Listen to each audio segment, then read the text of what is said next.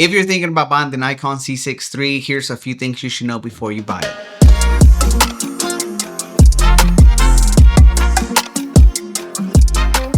Hello, welcome back. This is JP, and so I've had the Nikon Z6 III for about 2 months now, and one of the things that is very annoying has got to be the view assist. Whenever you're looking at the screen on the back of the camera and you kind of want to get an idea of what the picture is gonna look like, unfortunately the view assist is not accurate to what the sensor is reading. I think this is only in the video side, because whenever I take pictures and I look at the back of the screen, it looks accurate to what the picture turns out to be.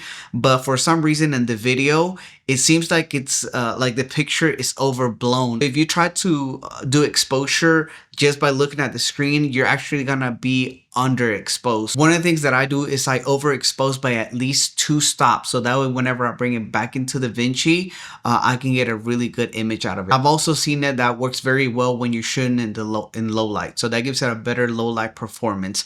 Just make sure that whenever you're doing it, like I said, just overexpose. I would say even as much as you can, as long as your highlights are not clipping, because if they clip, then it's kind of hard to get those things back. But as long as they don't clip, you should be all right, because you can just fix that in post-production, and that'll give you a really clean image. I think the Nikon Z6 III sensor is kind of misunderstood, just because a lot of people are not used to overexposing that much, and that's just something that you're gonna have to get used to this camera. Make sure that you overexpose, and you can fix everything in post. Another thing that I really don't like, and I wish they would change, would be the menu system.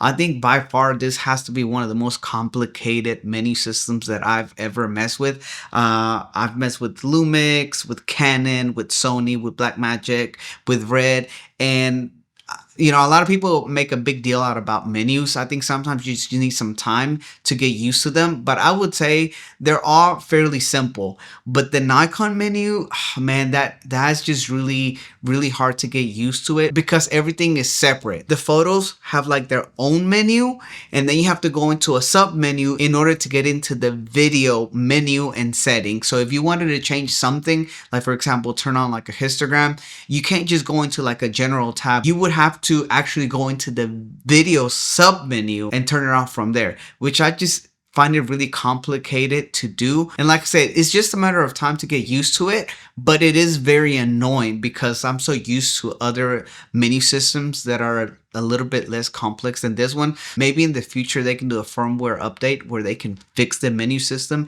and make it more simple and more easy to navigate through. Since I use my Nikon Z6 III primarily for video, one of the main tools that I use is my Ninja 5. So I'm used to just loading in LUTs so I can kind of preview what the picture is gonna look like, or have an idea, or show my clients.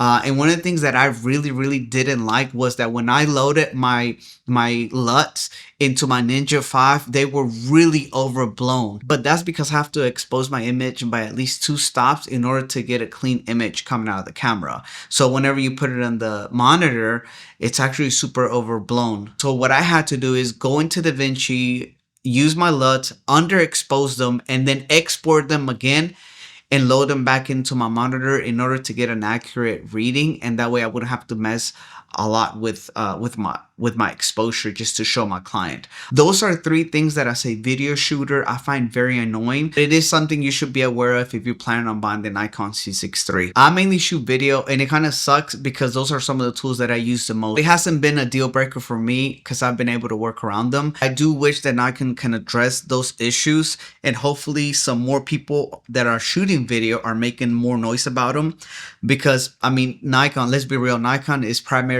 being used by photographers. I encourage the video users to start making some noise, so that way Nikon can be aware of these issues, and maybe they can fix it all through a firmware upgrade. That's it for this week's video. I hope you guys enjoyed the B-roll. Everything was shot with the Nikon Z6 III. See you guys next week.